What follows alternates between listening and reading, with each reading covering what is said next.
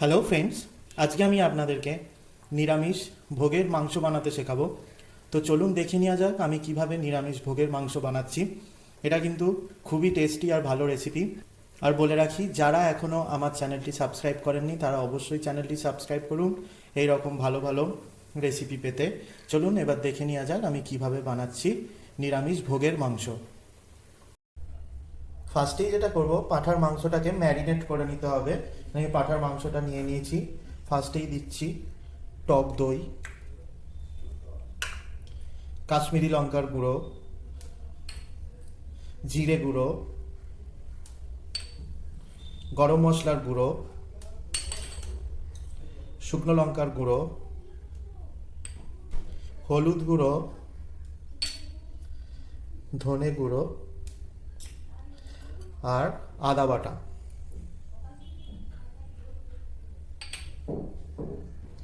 আর দেব সর্ষের তেল, নুন দিচ্ছি অল্প, আর একটা তেজপাতা। এটা দিয়ে আমি পুরো জিনিসটাকে ভালো করে ম্যারিনেট করে নেব। এটা ম্যারিনেট হয়ে গেছে। এটাকে আমি এবার 3 থেকে 4 ঘন্টা এইভাবে রেখে দেবো। একটা কুকার বসিয়েছি। কুকারে ফার্স্টেই যেটা করব, আমি বেশ খানিকটা পরিমাণ ঘি আমি দিয়ে দেবো। এটা কিন্তু যেহেতু ভোগের রেসিপি তাই ঘি দিয়েই আমি বানাবো। এতে আমি দিয়ে দিচ্ছি খানিকটা জিরে, দিচ্ছি একটা তেজপাতা, আর দিয়ে দিচ্ছি গোটা গরম মশলা, লবঙ্গ, এলাচ আর দারচিনি। দিয়ে দিচ্ছি অল্প একটু চিনি। চিনিটা আমি ক্যারামেলাইজ হওয়া পর্যন্ত একটু ওয়েট করব, যাতে মাংসের কালারটা ভালো হয়। চিনিটা দেখবেন যাতে পুড়ে না যায়, পুড়ে গেলে কিন্তু একটা তেঁতো ভাব চলে আসবে। চিনিটা গলে গেছে। এবার আমি টমেটো কুচি, দুটো টমেটো কুচিয়ে রেখেছি, সেটা আমি দিয়ে দিচ্ছি।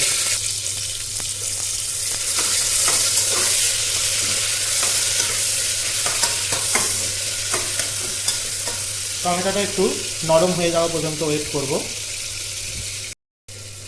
টমেটোটা অনেকটাই গলে গেছে। এবার আমি ম্যারিনেট করা যে পাঁঠার মাংসটা, আমি 4 ঘন্টা পর এটাকে ইউজ করছি, তো 4 ঘন্টা আমি ম্যারিনেট করে রেখেছিলাম, সেটা আমি দিয়ে দিচ্ছি।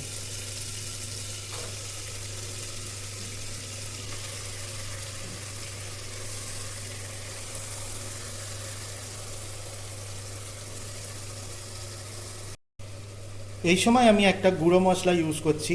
এখানে আমি শুকনো লঙ্কা, জিরে, ধনে, গোলমরিচ আর গোটা গরম মশলা আর একটু জায়ত্রী আর জায়ফল দিয়ে একটা গুঁড়ো মশলা বানিয়ে নিয়েছি, সেটাকে আমি ইউজ করছি।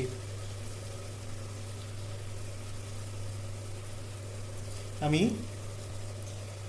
আমি ছোট চামচের 2 চামচের মতন ইউজ করলাম মশলাটা।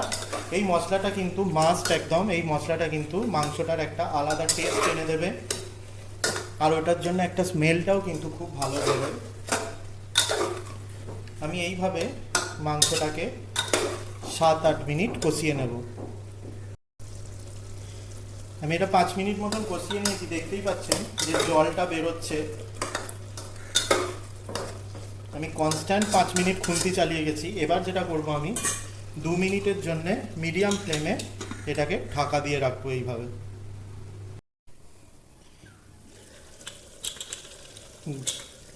দেখুন মাংসটার থেকে জলটা কিন্তু বেরিয়ে গেছে। এবার আমি যেটা করব, আমি কয়েকটা আলুকে কেটে নিয়ে নুন হলুদ মাখিয়ে ভেজে রেখেছিলাম, সেটা আমি অ্যাড করে দিচ্ছি। আর দেব হচ্ছে আমি একদমই অল্প একটু চিনি দেব, আর নুনটা দিয়ে দেবো আমি পরিমাণ মতো, আর দিয়ে দেবো অল্প অল্প কুসুম কুসুম গরম জল।